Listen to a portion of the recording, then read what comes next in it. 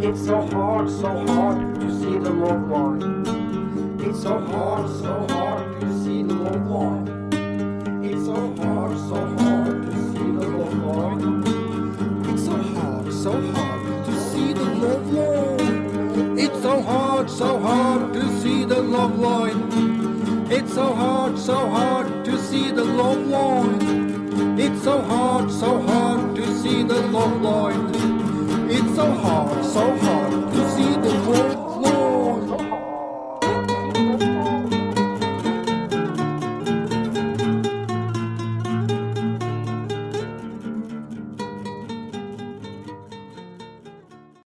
So then, I'd like to welcome you. This is the first test I'm doing. I don't want to make it too formal, and I think this is the first time I'm really talking properly about this. This topic is actually important. This is important for everyone, not just for me. But it's hugely important for me too, especially in the recent years. But keep in mind that I've been working with head biotech and the fourth law for 17 years.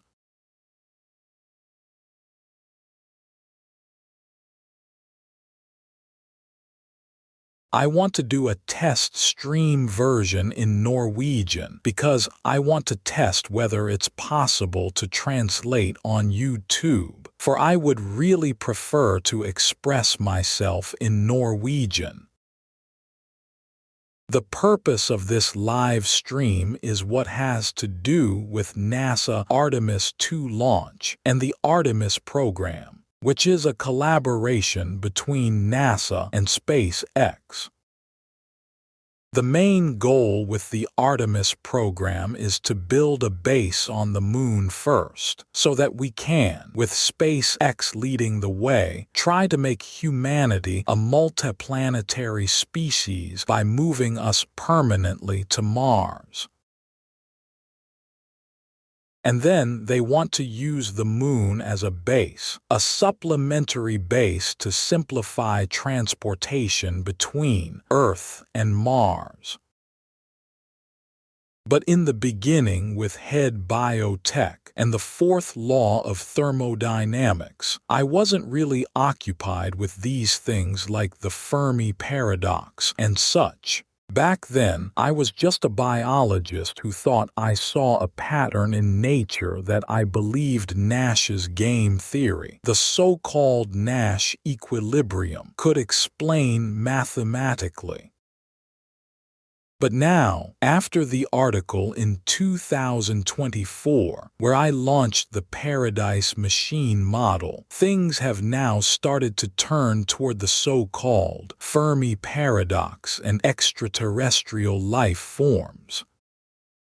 I used to be very skeptical about extraterrestrial life forms before the 2024 article, but now I have a scientific approach to it. I've always thought when people talked about UFOs and aliens, I thought it was just fairy tales.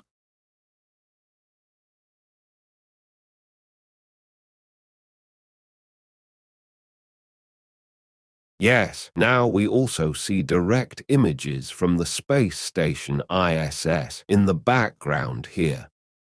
As I said, this is a test broadcast. I'm just testing things out in this pilot episode. But over time, I have come to understand the Fermi paradox and the Drake equation. The same ideas these mathematicians and physicists like Enrico Fermi was into in the 1940s and 50s. These top scientists that was involved in the Manhattan Project and such. In the Manhattan Project was just the sharpest minds, with Einstein, Oppenheimer, Enrico Fermi, Edward Teller, and so on, the very greatest in the world of science and physics at that time. But it was Enrico Fermi who started the Fermi paradox, because he started by saying casually to his colleagues during a lunch break in the 1950s, he said, "We should already have encountered advanced life forms. They should have been here by now." Enrico Fermi was referring to those life forms in the universe.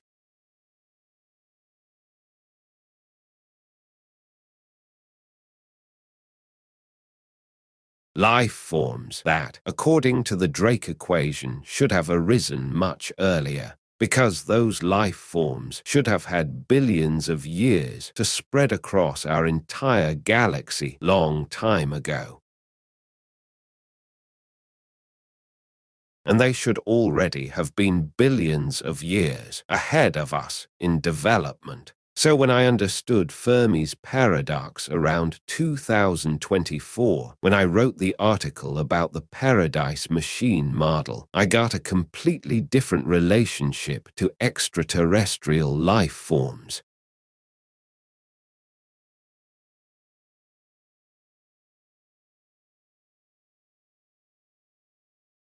After I understood Fermi's paradox in more detail, then I realized that this is actually solid science. That it boils down to mathematics and probability calculations. And the only question that today's scientists are really asking themselves still is, why is it that we do not see them? What is it that has stopped them from fulfilling Enrico Fermi's calculations? Is it the so-called great filter theory, that there is something in nature that stops all life forms from spreading, and stop them as they try to become a multiplanetary species? So I wrote about this in the 2024 article on the Paradise Machine model. Of the 5 articles I have written on fourth law, I believe the launch of the Paradise Machine model and the approach theory will always be the most important article. The article that made the biggest leap, you could say, and launched nature as a machine. The machine idea was probably inspired by Leonard Susskind. I want to point out that it was Leonard Susskind who probably inspired me during a show called Closer to the Truth. Leonard Susskind is an expert on black holes, string theory. He is a physicist, you can say. It was some time after Leonard suggested the idea of saying nature as a machine. This idea started to churn in my mind. It was some time after Leonard suggested the idea of saying nature as a machine. This idea started to churn in my mind in 2021. For example, what if black holes was machine parts in a bigger machine, in a gigantic paradise machine? Because at that point I already had the fourth law of thermodynamics from 2010 in the back of my mind. So I started thinking that maybe that law of nature, the fourth law, is the program for a machine in nature that produces love and intelligence. Eventually, programmed to produce a paradise state of 100% pure love and intelligence. And I called the theory the Paradise Machine model.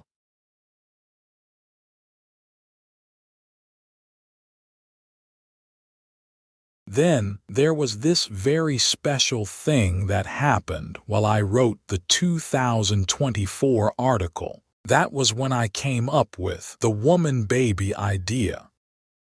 Because eventually I started to see a pattern in this proposed machine's design. At the very core of the Paradise Machine model's design, the single most important setting seemed to be a deep fear that it might one day turn into the very opposite of a Paradise Machine. As it was designed at its core to avoid the possibility that the machine could ever turn into a hell machine.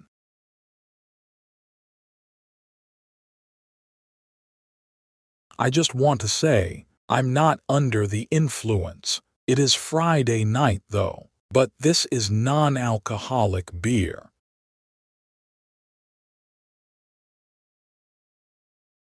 And then,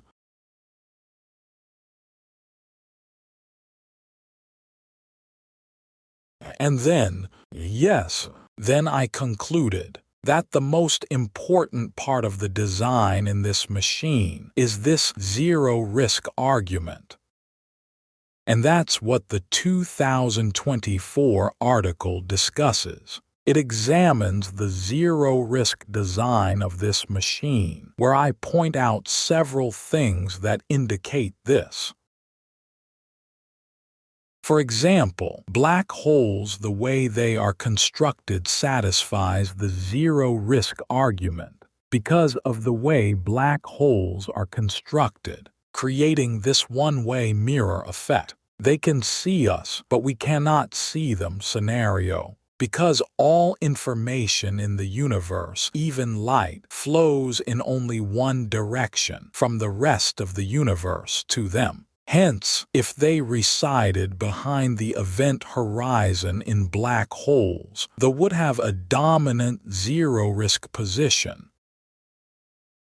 So the whole machine seems to be designed in such a way that it can never lose control over lower life forms in the universe. If there are life forms behind the event horizon of black holes, then they would be the same kind of life forms that Enrico Fermi spoke about in the 1950.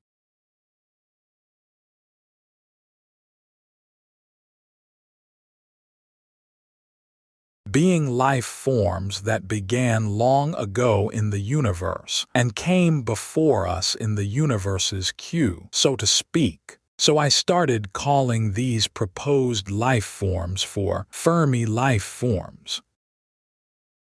I suggest that, according to the fourth law of thermodynamics, right from the first article in 2010, the logic of the Paradise formula, referred to as the fourth law, would place them behind the event horizon of black holes, and that there are two reasons for this. One is that black holes are places where mass energy may effectively disappear. As the Paradise formula states, the task of the machine is to convert mass energy into love and intelligence, and to remove mass energy.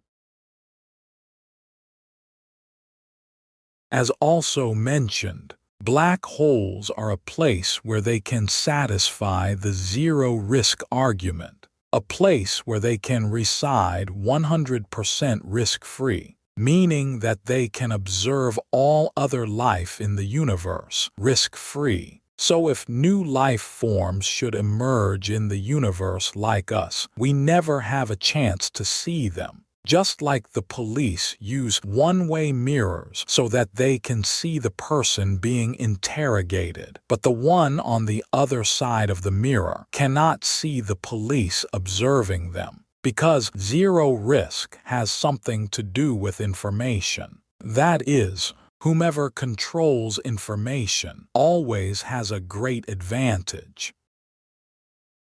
In the latest 2025 article, information has become hugely important, even being what might have triggered the zero-risk signal. In that recent 2025 article, I go more deeply into the philosophical aspects of quantum mechanics, but I won't go into that now. In any case, I would say that the 2024 article is the most important one.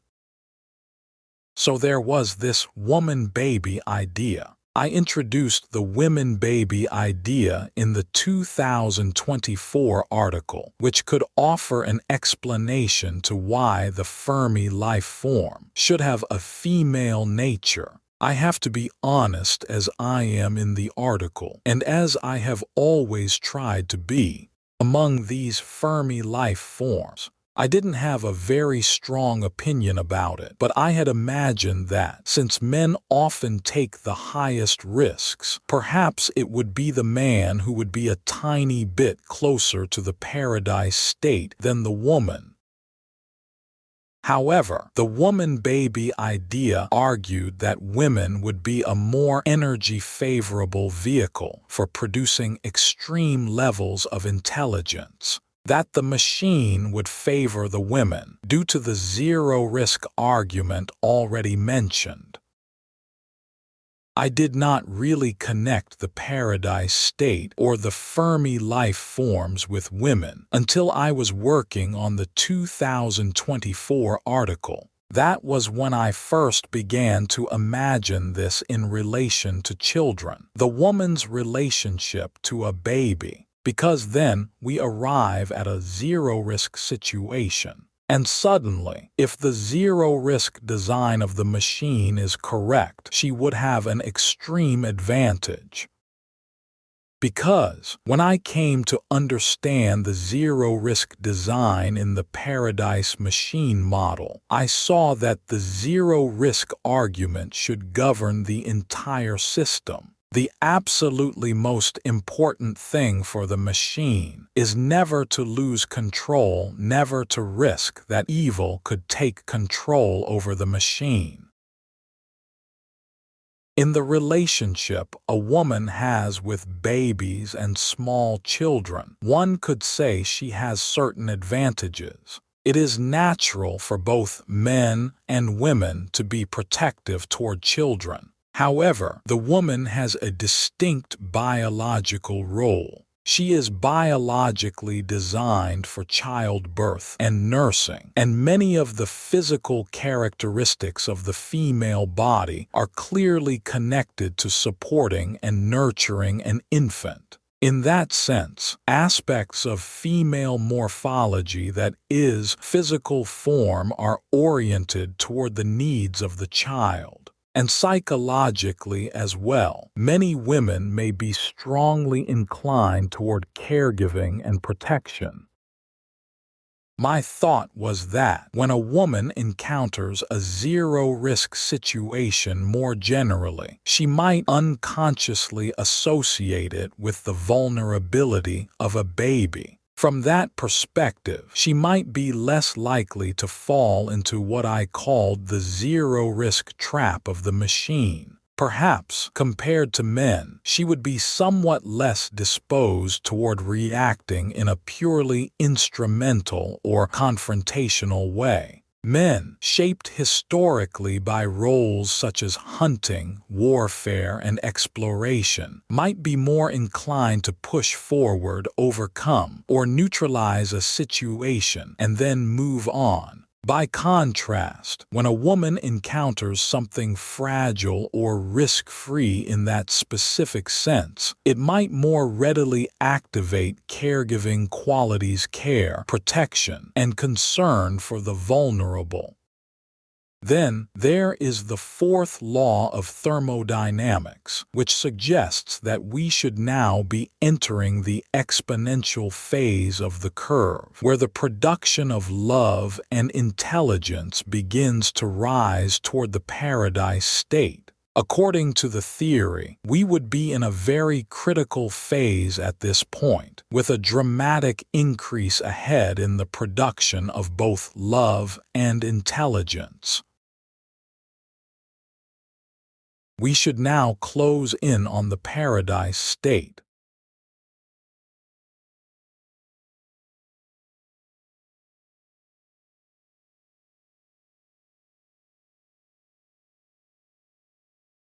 Now, what is happening up there in space, on the International Space Station? Are there any UFOs up there? No, just kidding. I don't believe in UFOs, I'm just saying. So yes, because really, the woman is the perfect way to produce intelligence. Because if nature should secure itself against being dominated, then the woman will be the perfect carrier of extreme levels of intelligence in relation to the man. Because she will be a much more effective way for nature to prevent the new highly intelligent life form from using its intelligence to turn against nature. This is stated in the so-called Casino Owner Rationale in Part 2 of the 2024 article.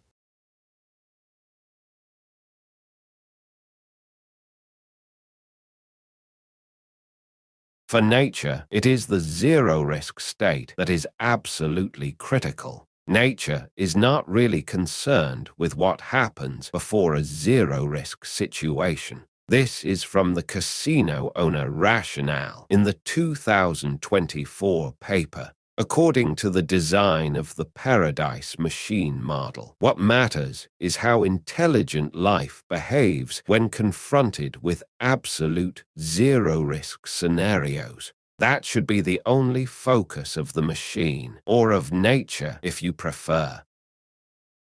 If zero-risk strategies are not stopped, the casino owner would go bankrupt. If you imagine that nature has a hidden ego somewhere, a hidden casino owner running nature, if you like.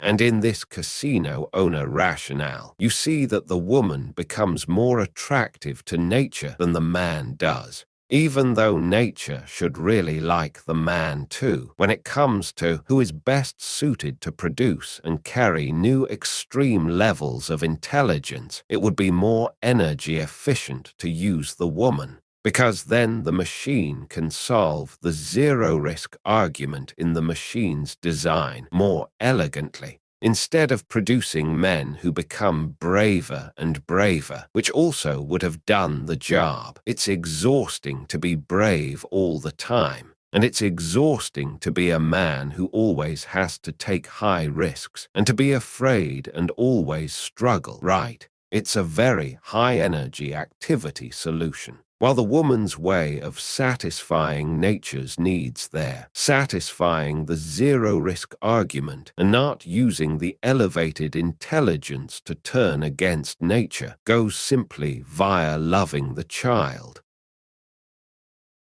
That was how I concluded that Fermi life forms at 100% intelligence levels probably would have a female nature, because she would be a perfect carrier of intelligence if the Paradise Machine model was correct, and particularly if you, in addition, increased her affection toward babies and children, she would become even more suitable for carrying elevated intelligence levels. So I started to imagine this, that nature could even increase the strength of the affection the woman has for babies and small children, because then the machine can really start making her much smarter, completely safe. And because even if the woman were to become 1,000 times smarter, she would not be dangerous to the machine, as long as it simultaneously increases her affection for babies and small children. She will eventually be completely immune to cheating in the casino, so to speak, immune to seeking and wanting to achieve zero-risk situations and dominate a small child. That's what she would think of it as.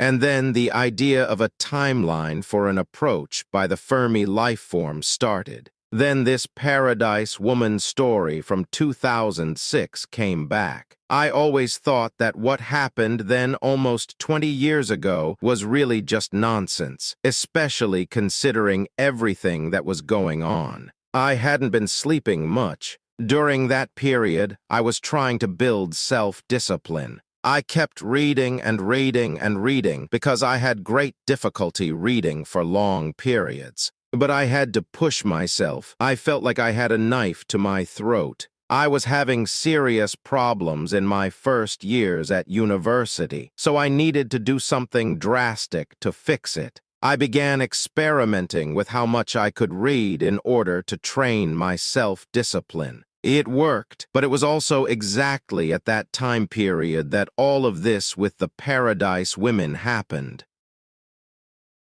I consider the events in the Paradise Women's story to be a side effect of the lack of sleep and food during those many sleepless hours while I was developing the EU equals 0 equals paradise formula. It was at least 40 hours. I think it may even have been 2 or 3 days. But I didn't write the story down until 2014, so the exact time span is a bit blurry. However, at least 2 days went by when I neither slept nor ate, and in addition, I had already been studying hard before that. I was actually tired that day at the library before the first vision came, and the so-called tornado started to churn.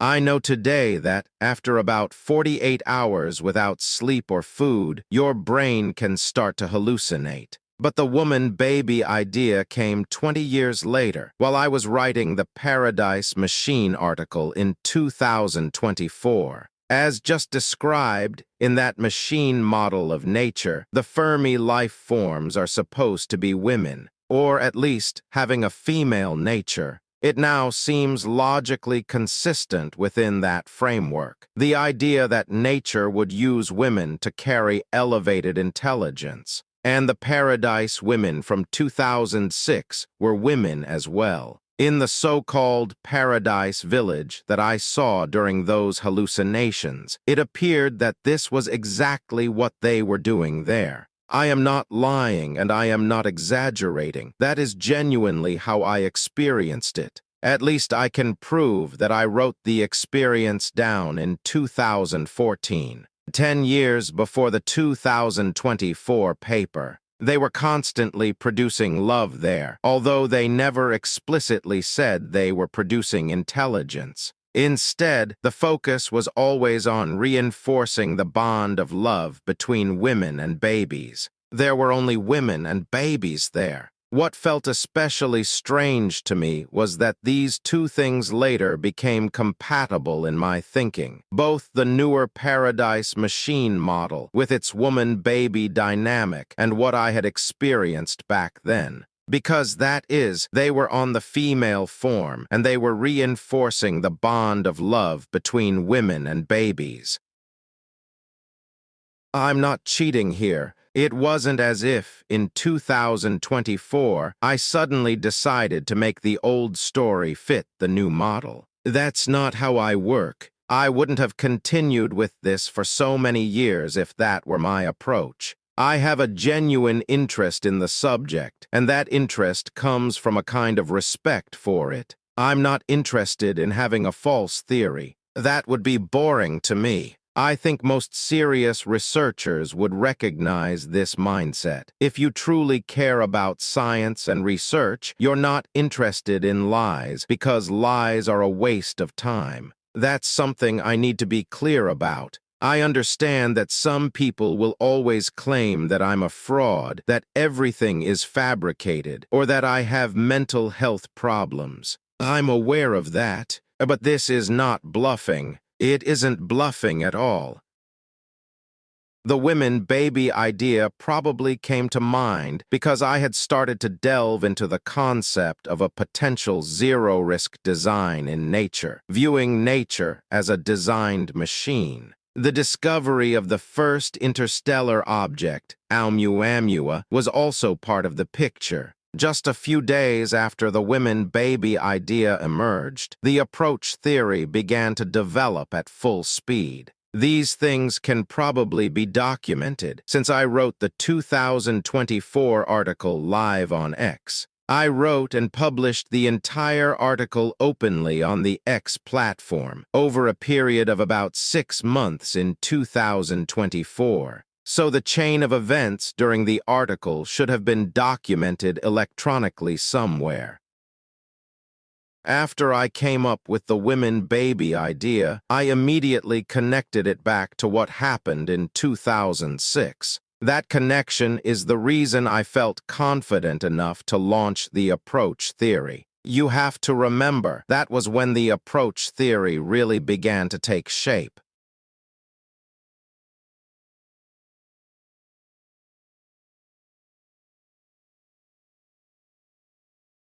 Going from being convinced that the paradise women experience in 2006 was entirely dreams and hallucinations, I started to consider the possibility that the so-called Fermi life forms in the entire theory were the paradise women from 2006, that perhaps they might have communicated through the quantum realm or something similar, showing me these things. Suddenly, within my own framework in the Paradise Machine model, everything seemed much more coherent and realistic. I began to see the 2006 episode as the beginning of their approach, and the events involving Ouamuamua as an extension of that same approach. In other words, I considered the possibility that the intelligence behind the two events, separated by almost 20 years, was the same, namely the predicted Fermi life form,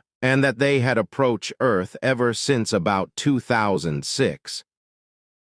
I also imagined that their approach was manifested in their ability to send stronger and stronger signals, starting with what I interpreted as weak communication attempts in 2006, and later being able to influence actual physical objects, such as interstellar objects, almost 20 years afterward. The approach theory interprets this as a sign that they are moving closer and closer to Earth. Moreover, it suggests that they will continue to move closer until they have 100% control of the situation on Earth. According to this line of reasoning, their decision to approach Earth was triggered by their receiving a zero-risk signal around 2006.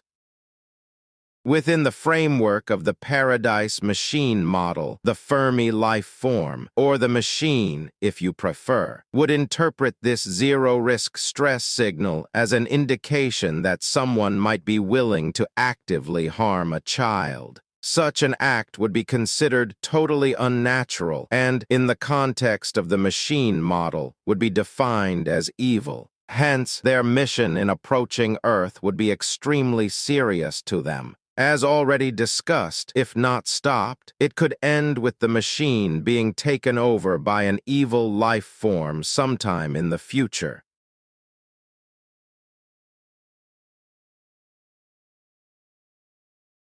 As already mentioned, originally the 2024 article was supposed to be about black holes and to connect black holes to the logic in the fourth law discussed in the 3 previous articles on fourth law. The title of the article was intended to focus specifically on black holes and the possibility that they might be responsible for the conversion of mass energy into love and intelligence. While reading and researching black holes, Hawking radiation, and related topics, I came across a video about Ouamuamua that appeared on YouTube. I thought, oh, Ouamuamua, and clicked on a NASA press conference from 2017. During the press conference, NASA concluded that humanity had discovered the first interstellar object observed from Hawaii.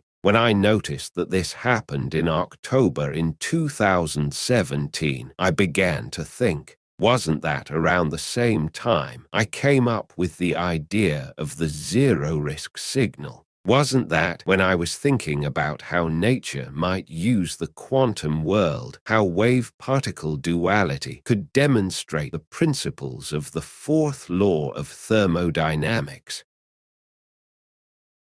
Then, after doing some investigations on my computer, I could confirm that it was indeed that summer in 2017 the ideas to the third article in the series came to me. In addition, I also found the specific date, October 19, the day scientists realized that Ouamuamua was interstellar to be special. October 19 in 2017 is the official date of Ouamuamua's discovery as the first detected interstellar object by humans. Although it had been observed from Hawaii a few days earlier, it was on October 19 that researchers understood it had to be interstellar. At first, it appeared as just a small dot on a screen among many other dots. But because of its unusual orbit and extreme speed, it after some days stood out clearly from all the other objects being tracked. That was when they concluded it was an interstellar object on October 19, 2017.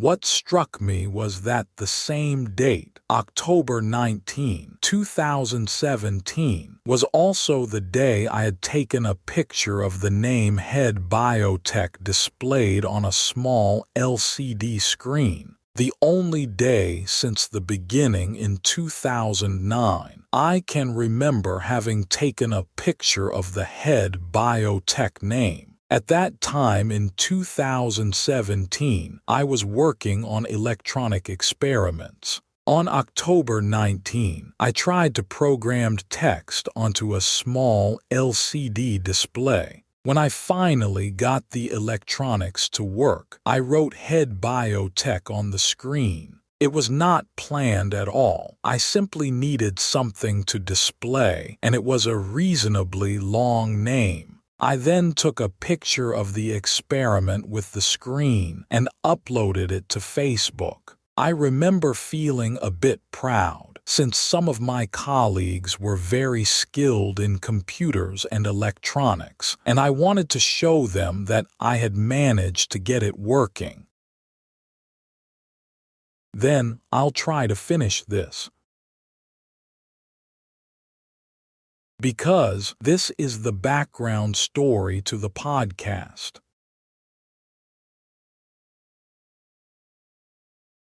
But it was not until 2024, while writing on the Paradise Machine article, that I went back and checked these dates on Facebook and on headbiotech.com. That was when I saw it clearly. On that exact date, the post shows the name Head Biotech. October 19, 2017, the exact same day as Ouamuamua was detected. A very important date for humans on Earth.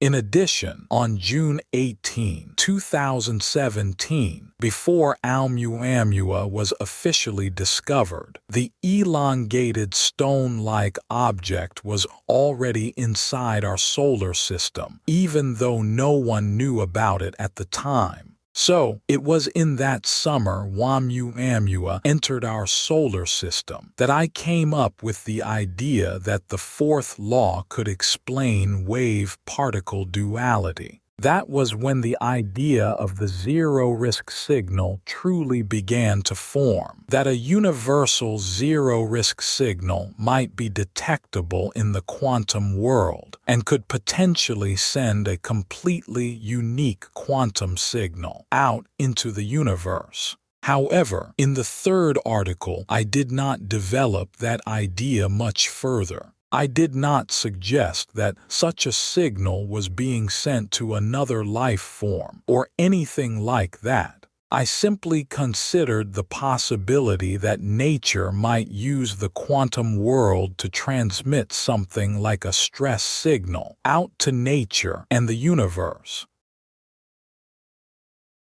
Then 3I/Atlas appeared in July 2025, 1 year after the launch of the Paradise Machine model. Its arrival in July 2025 became something that could be discussed in detail, which I do in the 2025 article. In the two final mini-articles, I go even deeper and explain why. But briefly, when I examined the trajectory of 3I/Atlas, particularly how it moved behind the sun relative to Earth, I began thinking about the probability of such an alignment happening purely by chance. Around that time, Avi Loeb and his colleagues at Harvard also commented on how unusual the new interstellar object's behavior seemed. I was relieved that respected researchers were openly discussing the statistical strangeness of the trajectory. That provided at least some academic grounding for raising questions about it.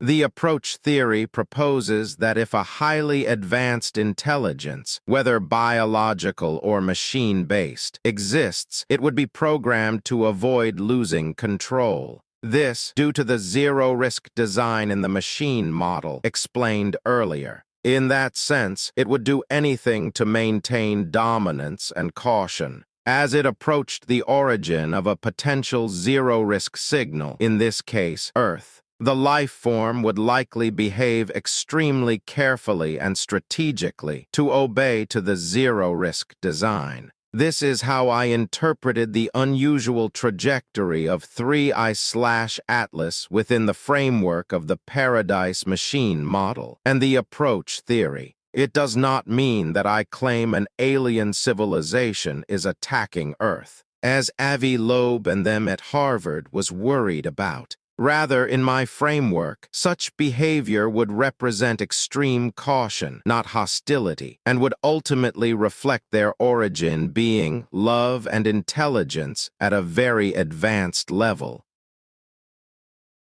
According to fourth law, most life on Earth is fundamentally good. While we make mistakes, we generally belong on what we would call the good side.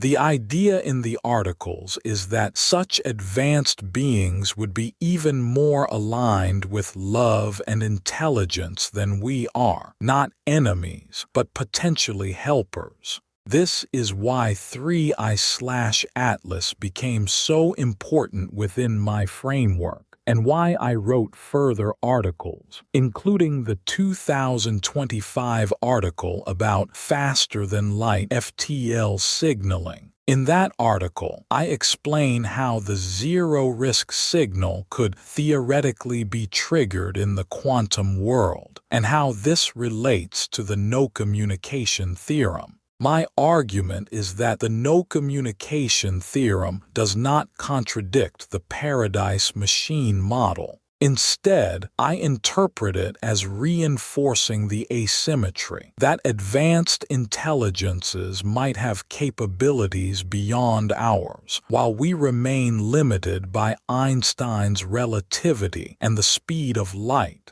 In that sense, our inability to use FTL communication would be part of the built-in hierarchy of the system, making sure that the Fermi life form always maintain a dominant zero-risk position in the universe, as they are the only life form that can communicate faster than the speed of light.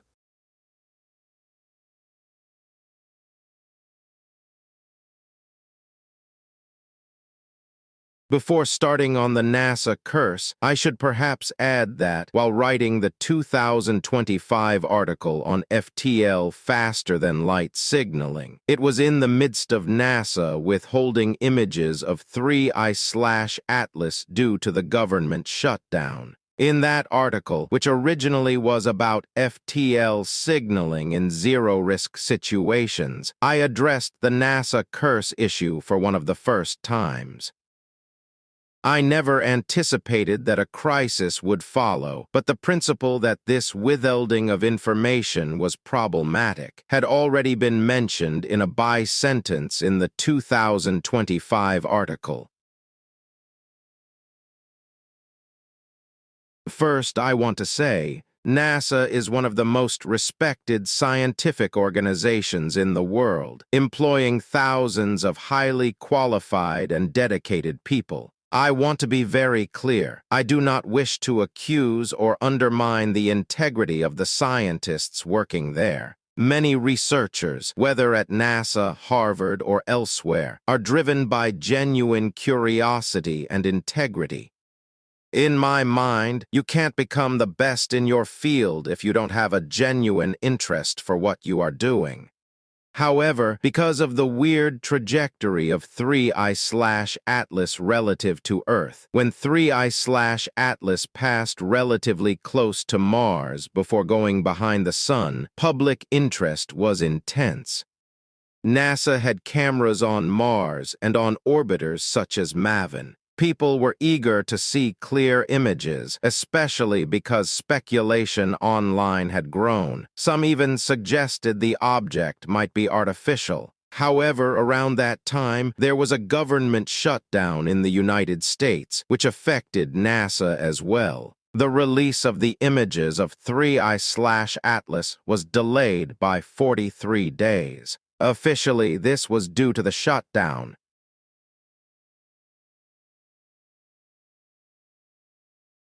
What I and many others reacted to last fall was the following. NASA has space probes and cameras on Mars, and the 3I/Atlas comet was about to pass very close to Mars. Right before it passed Mars, speculation had already gone wild on the internet.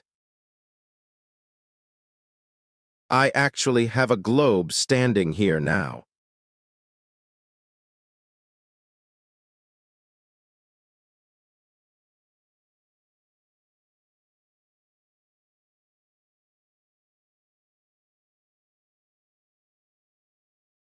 Let's see here.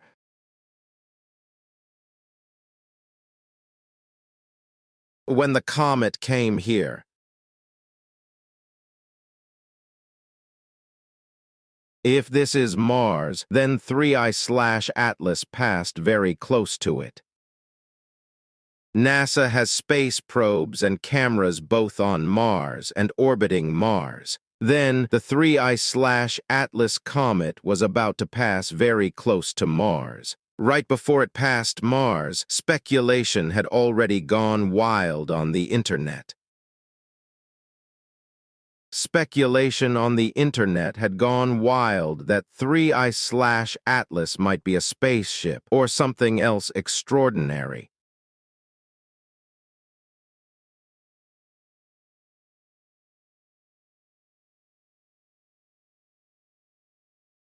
Hence, everybody was excited about NASA upcoming pictures of the object from their cameras on Mars.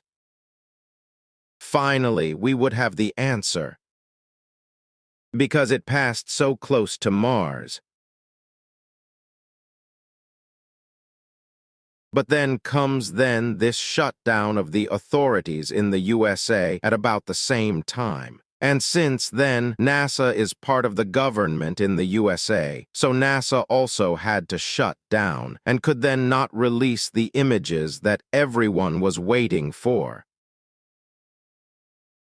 I remember that I was actually really angry. I thought, now NASA is just going to shut down or pretend to shut down because they want to find out for themselves first, using NASA-owned images from Mars. They were probably very interested in that comet and in what it actually was, as the rest of us were. In other words, they could make sure it wasn't, for example, a spaceship or something like that after its weird trajectory. I was really fired up because its trajectory had confirmed my approach theory in the 2024 article from the year before. So I suspected a bit that they, for example, knew about my theory and now wanted to find out for themselves first. But many others were also frustrated, not just me. I believe it is important to remain civilized in discussions about this. Accusations without evidence is not constructive in the long run. The principle of innocent until proven otherwise should apply. That said, I personally felt frustrated at the time and wondered whether NASA might have wanted to analyze the data internally before releasing it publicly. But that remains speculation, and I acknowledge that. And when the images were eventually released in late November, they did not show anything artificial about the object. Officially, the 43-day delay off pictures was attributed to the shutdown, and there is no proof of anything else. But this doesn't apply to the Fermi life form if they exist. They should detect true intentions, as already described in the theory. Within the approach theory, the hypothetical advanced intelligence, whether biological or machine-based, would not be deceived by human institutions. If the Fermi life form exist, they would act according to their own objectives, which in the theory involve preserving their own paradise state and preventing potential threats. Hence, they shouldn't have ignored NASA actions, no matter what the intentions were actually. I have later described the situation as that NASA positioned themselves between a grizzly bear and her cubs. So if the delay of information created a response from the Fermi life form, that is actually logical according to the approach theory. And this is the core reason why I'm sitting here now, after what seemed to be a NASA curse beginning on December 6, 2025. The point is that if the Paradise Machine model and the approach theory are true, their reasoning for approaching Earth and sending their signals to all of us is very serious to them. It's not like they are coming here on vacation or anything like that.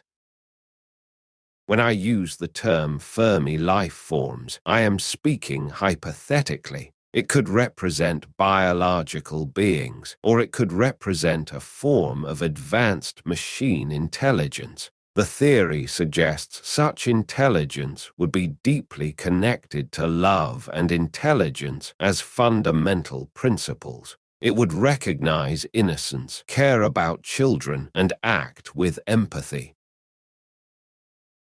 All of this is explored in detail in Part 3 in the 2024 article, which became long precisely because it also examines the ethical and philosophical implications of the model. What kind of morality would such a system have? Would it be good? Would it care? Such topics. And the conclusion in Part 3 is that the machine is good, and that we should actually be able to recognize the advanced life form as having female attributes like caregiving features and so on. All the good things we know about women, just enhanced and purified to a higher level, to 100% of its potential. So you can say we are still related, which we should be according to Fermi's paradox. If the life form does live up to their given name, Fermi life forms, we should be related, just that they are billions of years ahead of us in evolution.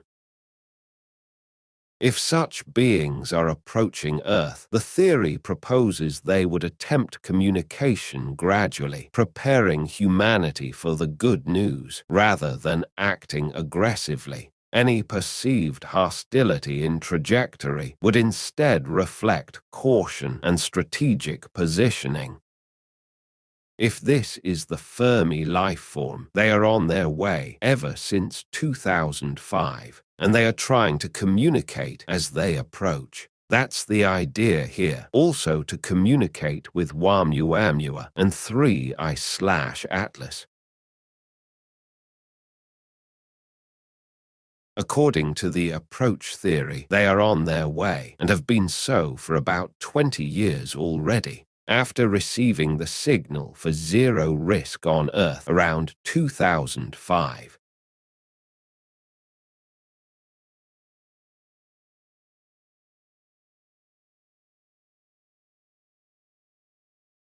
So, as mentioned, I sort of warned NASA about this delay of information in the recent 2025 article that this was not good. But it wasn't until NASA lost contact with MAVEN in December 2025, about 14 days after the delay had ended, that I started to flirt with a NASA curse scenario.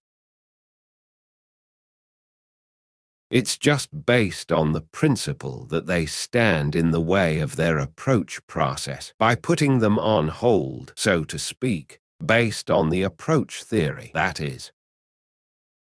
You can say that we who didn't like NASA delay of the 3I/Atlas pictures had our own reasons because we were curious. But for the Fermi life forms, it should have been a much more severe situation. According to the approach theory, they responded to a zero-risk signal when they started their approach, which eventually means that their paradise state of 100% love and intelligence could potentially be in danger. Hence, being interrupted in that process should, in theory, not be taken lightly.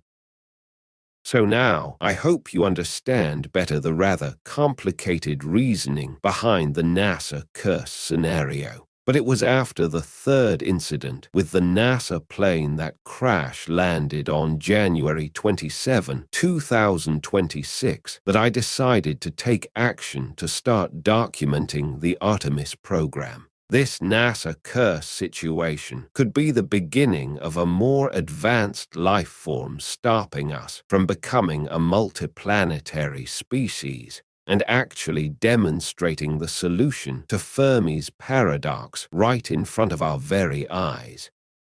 Just 2 weeks after the delay of the pictures ended, NASA MAVEN probe orbiting Mars started to tumble and they lost contact with it. The MAVEN probe was only about 12 years old, so it shouldn't have failed so soon. It could of course be that it did, but it was just a bit strange that it timed so perfectly with the logics in the approach theory.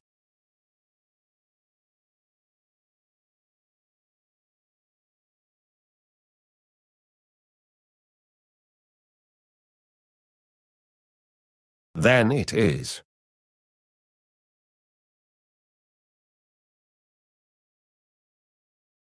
It was just that I reacted to the MAVEN incident, since it was just about 14 days after the delay. So in my head, this was a logic response from the approaching life form.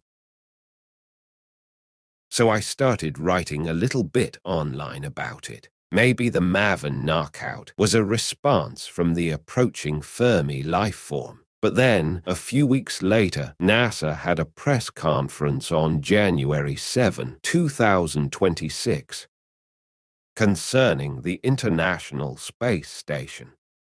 You can see the live pictures from that space station right here. A medical situation on Crew 11 at the International Space Station made NASA abort the mission 4 weeks earlier than planned. And it was quite serious because NASA doesn't abort such missions 4 weeks before for fun. It costs a lot of money, and they even had to cancel a big mission, a planned spacewalk up there. And then I started writing again about it online. Could it be a NASA curse? Now, it was the second time in a short period that NASA experienced very big technical problems. And then we come to January 27, not long ago, when this NASA plane crash landed in Ohio. Then I was writing like, okay, now it really can be a NASA curse, right? Because it had now happened 3 times. And if something should happen with the Artemis 2 launch February 8, then this starts to become very strange. Perhaps we have come to the same point in evolution where other life forms in the universe died previous civilizations that never managed to become a multiplanetary species, the point they also failed. Perhaps they encountered the same so-called curse, where nature or the machine is now on its way to stop us in the same way.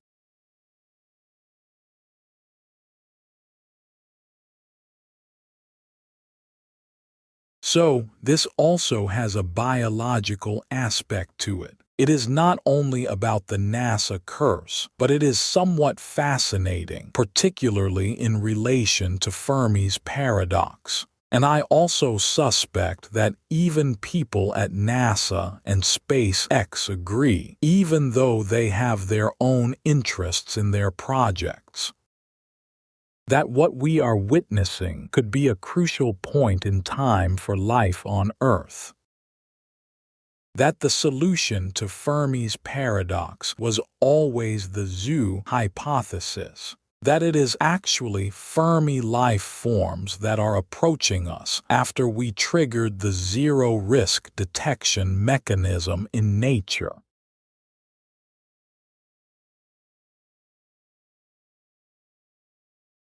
So good. And now I was able to test the new microphone, the software, and how the studio should be set up in the future episodes.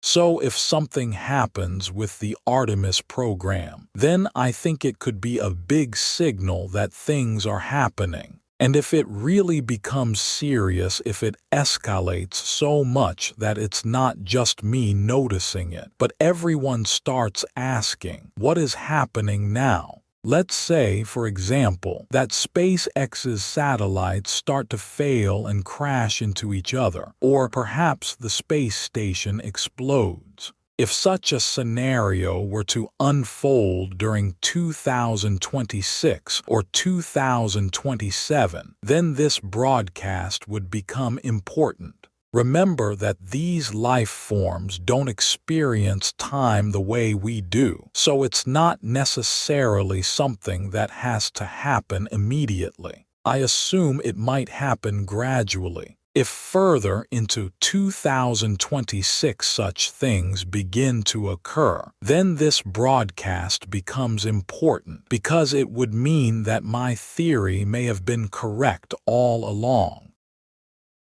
But if nothing like that happens and it just fizzles out, then it's fine. It's not that dangerous. As long as the truth comes out, then it's okay. And for the prediction in Mini Article 2, I predict that the next signaling interstellar object will come between 2029 and 2032. I have also predicted that it will most likely come from black holes, preferably from Sagittarius. It will arrive within the time window between 2029 and 2032, and it will behave strangely like 3I/Atlas, but even more so. The reason I make that prediction is that it's really the only way I can prove my theory. If I always come afterward and say I said so, then no one cares. But now I am presenting it and documenting it in advance. If it then happens, the scientific community might finally start to read my articles, because then I may actually have figured out some of what is really going on.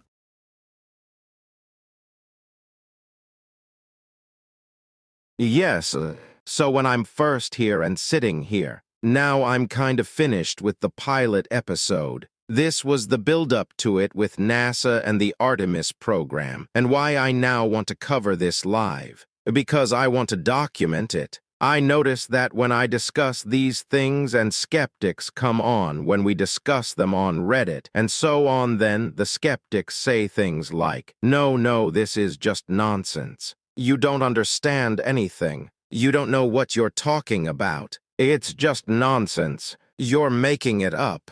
Take your medicine, go to a psychologist, and things like that. Therefore, I understand that the only way to respond to those arguments is to document it. I have become very focused on that now. I will actually document it. If I sit here live and document it, it will become very difficult for people to come afterward and say that it is nonsense. As I also say in some of my posts on X, I think there is a lot of politics behind this. If people don't want something to be correct, then they simply don't want it to be correct. They are not interested in it being correct, and they will push it away with everything they have. Very often these skeptics are probably highly educated people, perhaps working at universities or similar institutions. If they don't want you to be right, they will use all their intellectual capacity to undermine you. I have 2 master's degrees and things like that, but I don't have a professor title. I have never had a formal research title. The only research position I have had was in head biotech. So documenting this through live broadcasts is very important for me simply to document it, because then it becomes much more difficult to undermine the theory. Then we have it on film, you could say, directly in a live broadcast. So the only way to do it, as I see it, is to document things as much as I can, because the critics don't seem to care anyway. As long as they find something to undermine you, they will use it. But it is hard to argue against a live stream.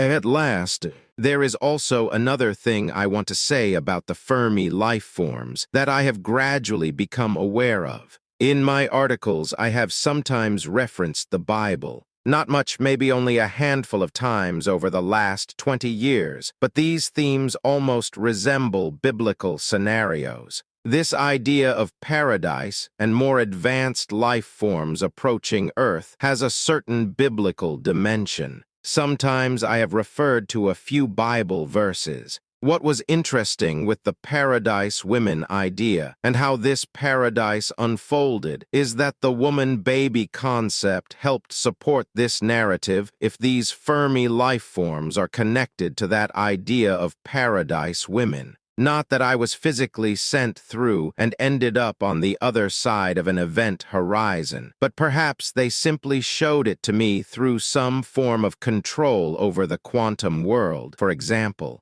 What is interesting is that in the Bible, in Isaiah 66, paradise is described almost as God becoming like a woman. Paradise is experienced as a woman who takes care of her child. So I use that reference to suggest that there is a female power in paradise. In Islam, there is also something similar. It is not in the Quran itself, but in a hadith. It talks about 67 or 72 women, often referred to as virgins. I'm not sure whether the number is 67 or 72, but roughly around 70. And interestingly, when I think about the paradise women I described, the number felt similar too many to count precisely, but it could easily have been something like that. Perhaps it was exactly the same number as described in Islam, for example. What I find interesting about these religious references is that according to the theory, all religions on Earth should contain some element of truth. The fact that humans have concepts of paradise is probably not random. It could also be something built into the paradise machine. Life that grows up within the machine will start thinking about these concepts: paradise, higher states, and so on. So the fact that religions contain these ideas may also be intentional.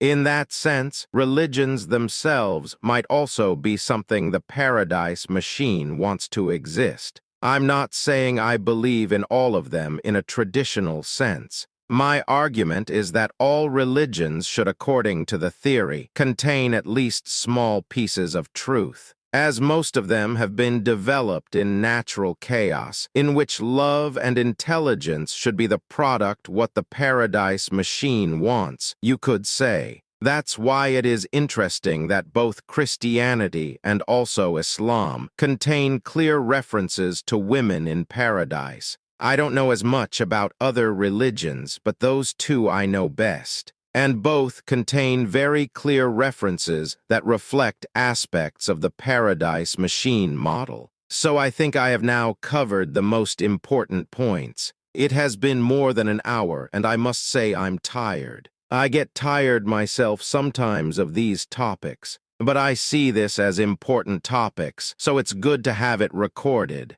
So I will stop the recording now. This was not live, but I have tested the equipment, the microphone, and so on.